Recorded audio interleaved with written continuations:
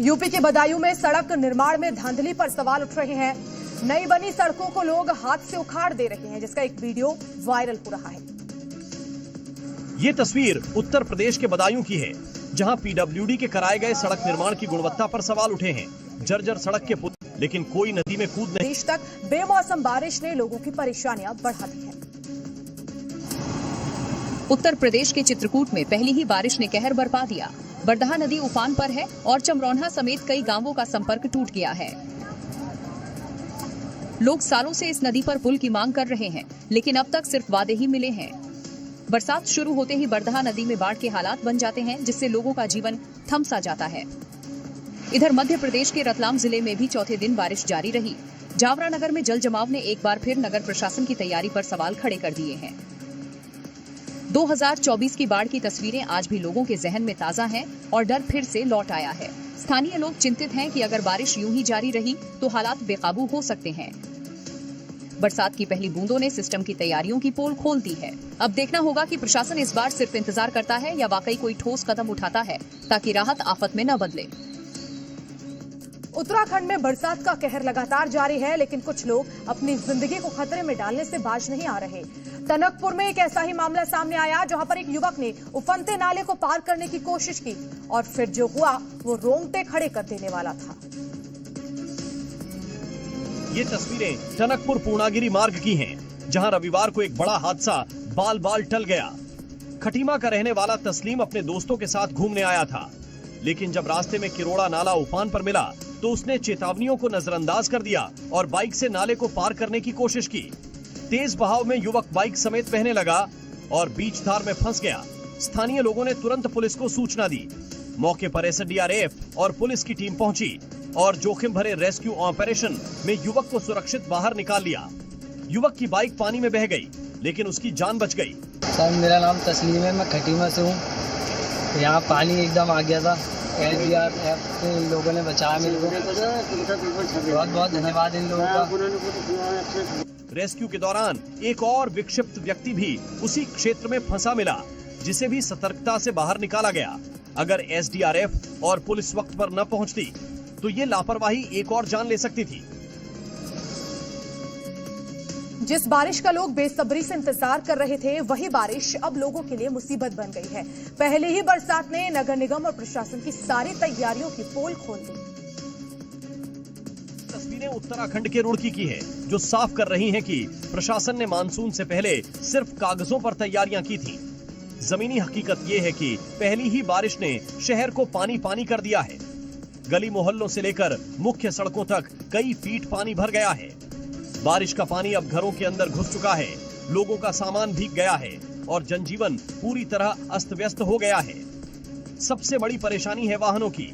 2 पहिया से लेकर 4 पहिया तक पानी में आधे से ज्यादा डूब गए हैं। कई जगहों पर तो लोग गाड़ी छोड़कर पैदल निकलने को मजबूर हैं। बागेश्वर जिले से एक बार फिर पहाड़ों की नाजुक हालात की तस्वीर सामने आई है। कपकोट पिंडारी ग्लेशियर मार्ग पर भारी भूस्खलन हुआ, जिससे 15 से ज्यादा गांव का संपर्क टूट गया। अच्छी बात यह रही कि कोई जनहानि नहीं हुई, लेकिन घंटों तक लोग फंसे रहे। बागेश्वर जिले में तेज बारिश ने एक बार फिर मुश्किलें बढ़ा दी हैं। कपकोट पिंडारी ग्लेशियर मार्ग पर भारी भूस्खलन हुआ और मलबा सड़क पर इस कदर फैला कि यातायात पूरी तरह ठप हो गया। करीब 15 गांवों का संपर्क टूट गया, जिससे स्थानीय लोगों को भारी दिक्कतों का सामना करना पड़ा। गनीमत रही कि हादसे के वक्त कोई वाहन सड़क से नहीं गुजर रहा था, नहीं तो एक बड़ा हादसा हो सकता था। सूचना मिलते ही जिला आपदा प्रबंधन टीम हरकत में आई। जिला आपदा प्रबंधन अधिकारी शिखा सुयाल ने बताया कि जेसीबी मशीन मौके पर भेजी गई और कुछ घंटों की मशक्कत के बाद सड़क को साफ कर दिया गया। बारिश का मौसम पहाड़ी जिलों में फिर खतरे का संकेत दे रहा है। प्रशासन अलर्ट पर है, लेकिन सतर्क रहना जरूरी है।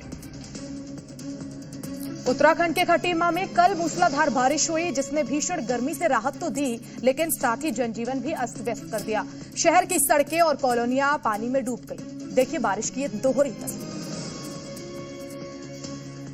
ये नजारे हैं खटीमा के, जहां रविवार सुबह से हो रही मूसलाधार बारिश ने मौसम तो ठंडा कर दिया, लेकिन शहर की सड़कों पर पानी भर गया।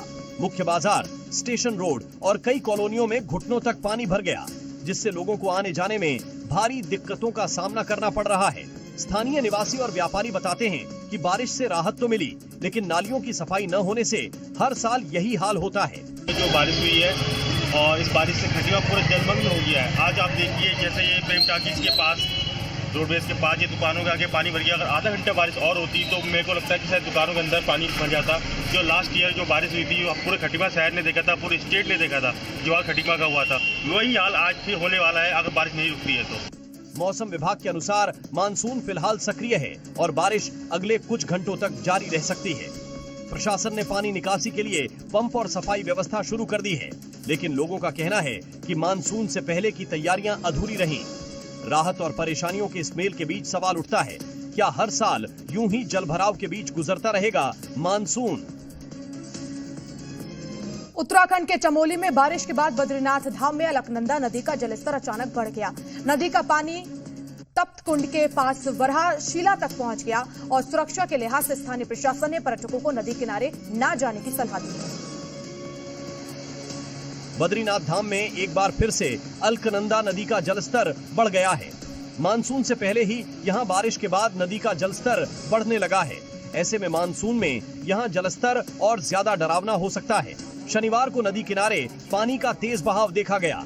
भारी बारिश होने पर यहां स्थानीय लोगों के साथ ही पर्यटकों के लिए मुश्किलें हो सकती हैं। जलस्तर बढ़ने के साथ ही नदी के किनारों पर पुलिस टीम को तैनात किया गया है। चमोली जिला प्रशासन ने सतर्कता बरतने के निर्देश दिए हैं। साथ ही बद्रीनाथ धाम में मौजूद पुलिस और एसडीआरएफ की टीमों को अलर्ट पर रखा गया है। मूसलाधार बारिश, फंती नदी और घना जंगल, लेकिन इन सब के बीच में उत्तराखंड के बागेश्वर पुलिस का जज्बा डगमगाया नहीं।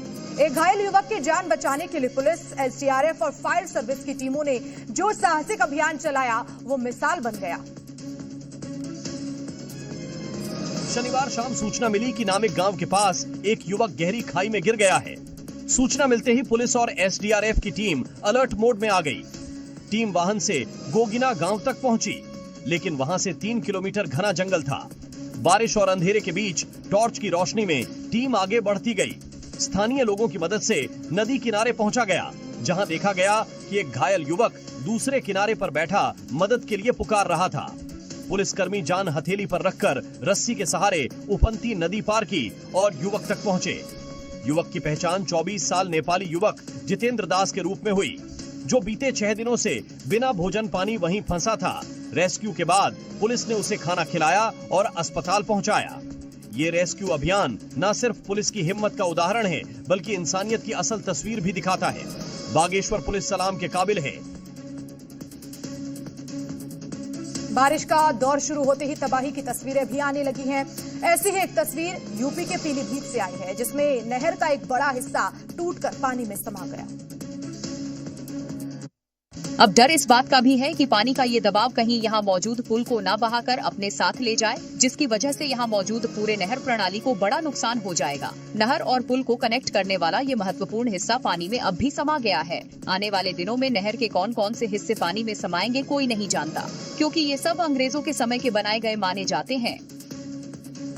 ग्रामीणों को डर है कि कहीं इसकी वजह से सिंचाई व्यवस्था पर असर न पड़ने लगे। दरअसल रजवाहा नहर माधोटांडा और पूरनपुर क्षेत्र के हजारों किसानों की फसलों की सिंचाई का मुख्य स्रोत है। ग्रामीणों का मानना है कि यदि पहले से इसकी जांच की जाती तो ये नौबत नहीं आती। घटना की खबर मिलते ही स्थानीय लोग बड़ी संख्या में जुट गए थे। पहले पानी का रिसाव हो रहा था, फिर देखते ही देखने नहर का वो हिस्सा पानी में जा समाया। आनन फानन में अधिकारी पहुंचे हैं और इसकी मरम्मत का काम शुरू कर दिया गया है।